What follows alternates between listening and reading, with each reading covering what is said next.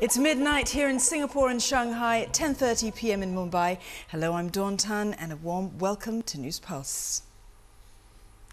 We begin in Myanmar, where the government has imposed a curfew on 3 more towns as sectarian violence spreads southwards towards the main city Yangon.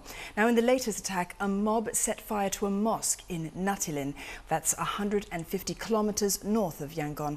A town resident said a group of 200 people arrived on Tuesday night and torched the mosque and several houses. Police were overwhelmed and unable to stop them.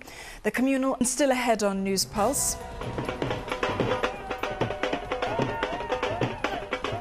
Got your coloured powders ready? The Hindu festival of Holi is here. Find out how the world's biggest colour festival means golden opportunities for entrepreneurs. Stay with us. News Pulse. The Indian government is facing growing domestic pressure to cool its ties with Sri Lanka, including calls for an economic embargo. Now, on Wednesday, politicians in Tamil Nadu state passed a resolution asking New Delhi to stop treating Sri Lanka as a friendly country until it probes what it called the genocide of ethnic Tamils. Now, the call came a day after Tamil Nadu's chief minister. Now, let's take a quick look at some other stories that are also making the news tonight. There's been no let-up in violence in southern Thailand. With landmark peace talks due to begin Thursday, there have been more clashes in Narathiwat province. 1 suspected militant and 2 soldiers were killed. The peace talks are seen as a small yet crucial step to resolving the long-standing dispute. The violence has killed more than 5,000. Well, Easter is just around the corner and chocolate eggs will be on the minds of many of you. But in fact, eggs are also on the minds of arts specialists in London, although for a very different reason. Now, that's because a giant egg from the extinct elephant bird is up for auction at Christie's. The egg, at a whopping 30 centimetres high and 21 centimetres wide, is expected to fetch up to $45,000 US when it goes under the hammer this week. Imagine the size of the omelette that would have made. Now, that's all the time we have for News Pulse. For now, I'll be back in half an hour. In the meantime, you can follow us on channelnewsasia.com, Facebook and Twitter as well. Headlines are up next.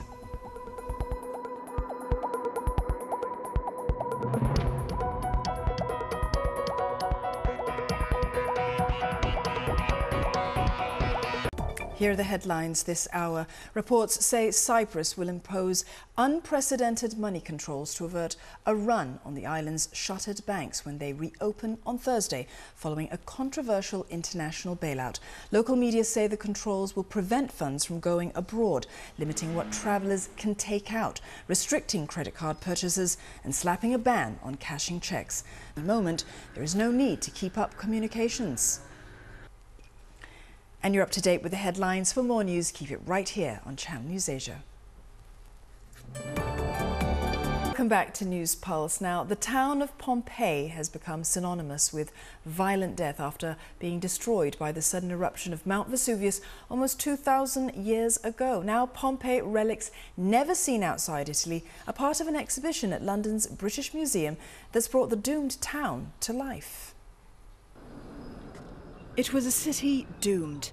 The tragic story of the destruction of Pompeii has become legendary, its residents the victims of a burning volcanic cloud. Yet Pompeii's extraordinary end still fascinates, making it one of the world's most visited ancient sites.